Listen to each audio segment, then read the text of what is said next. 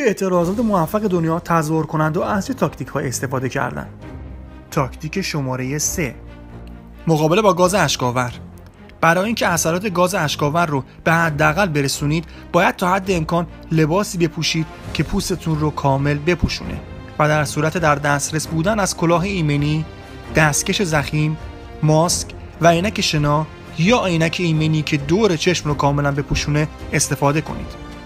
اگه گاز اشک‌آور به سمتتون پرتاب شد، آرامشتون رو حفظ کنید تا بتونید درست تصمیم بگیرید. توی هر تجمعی یک سری از افراد میتونن مسئول خنثی کردن گاز اشک‌آور باشن. میتونید با آب و موانع مخروطی ترافیکی گاز اشک‌آور رو خنثی کنید. مهمه که بدونید ابر گاز اشک‌آور در واقع پودره که روی پوست و لباس میشینه.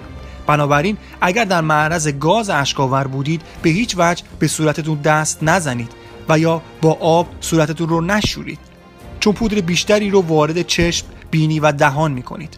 تا حد امکان سعی کنید در معرض ابر گاز اشک‌آور نباشید. نفس عمیق کشیدن و دویدن باعث میشه پودر بیشتری وارد ریه ها بشه. در صورت استنشاق گاز اشک‌آور خم بشید و اجازه بدید اثراتش با ترشحات چشم، بینی و دهانتان خارج بشه.